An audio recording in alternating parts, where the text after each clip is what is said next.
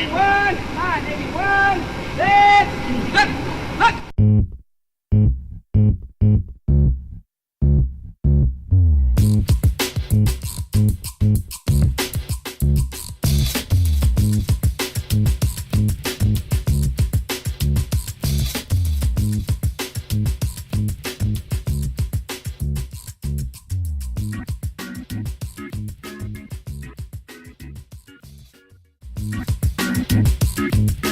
We're here with the Redlands East Valley football coach, Kurt Bruich. Friday night, Redlands East Valley Wildcats defeated San Gorgonio 35-0 for their second straight win. Coach, how you doing? Good, I'm doing great, thank you. Good. Tell us your thoughts about Friday night's game against San Jean. Well, we had a philosophy, and our philosophy offensively was we wanted to put the ball in the air, we wanted to throw the ball, because this is what preseason is all about. It's to get better. And we felt like we really needed to work at the passing game. So we put it in the air 31 times. We only completed 15, so we're about 50%. But it was adequate enough to get 35 points. Defensively, our second shutout in a row. We couldn't be happier. No one's gotten the end zone on us yet, and we'll see if we can continue that streak. Okay, tell us a little bit about your quarterback, Austin Deku. He looked sharp at times he looked like he was a little high, things like that. Did this give you a good idea of where he's at going into the regular season? Yeah, I think he's a lot better than his stats showed.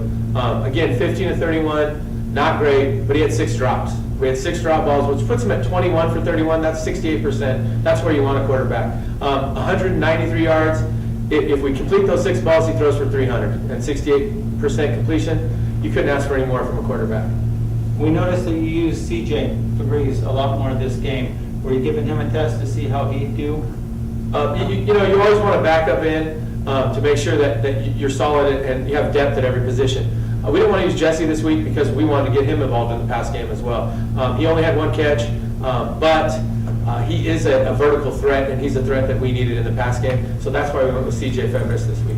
Excellent, excellent. And then you mentioned defense, another shutout. Congratulations on that. Thank you. I'm very pleased with the defense. Who stands out there for you? It showed that Dylan had 14 more. Dylan Moy, I can't say enough. He is playing phenomenal. Unfortunately, he suffered a concussion right at the end of the game. He is going to be out this week, which I'm sure we'll talk more about later.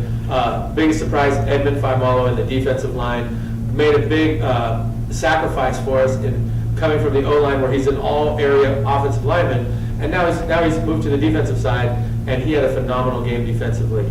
It really showed. I mean, Fresno State saw the film already. They've already contacted him this morning, and this is Monday morning. He's going to do big things for us defensively, and I can't rave enough about him. Excellent. So altogether, a great game, another shutout. Like I said, congratulations on that. Taking what you've learned from that game, going into Dorsey this week, how are you going to attack Dorsey? I mean, we have our game plan. They are very solid defensively. They're physical, they're aggressive. Our kids have watched the film, and they've already raised our kids' eyebrows. They're a very talented football team. Offensively, weapons all over the place, speed all over the place. This is going to be a great game. They're 3-0. We're 2-0. It's a battle of undefeateds. It's a great test for us Wildcats. Excellent, excellent. And like we said last time, it's at home, but not really at home because it's at Citrus Valley. And we don't have a home stadium. Every game's an away game to us until we can get a stadium, until we can get something built and something funded.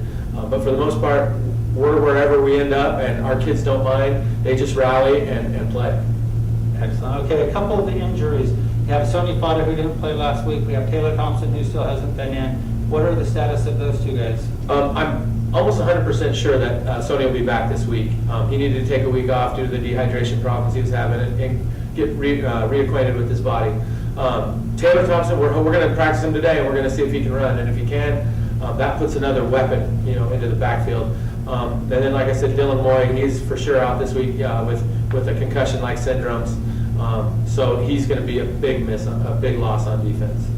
All right. Anybody else that we need to know about? Anybody else that is questionable for the game coming up on Friday? Not that I'm aware of at this time. Who knows? Hopefully nobody gets hurt in practice. Hopefully we go at it hard. And hopefully we're ready to play.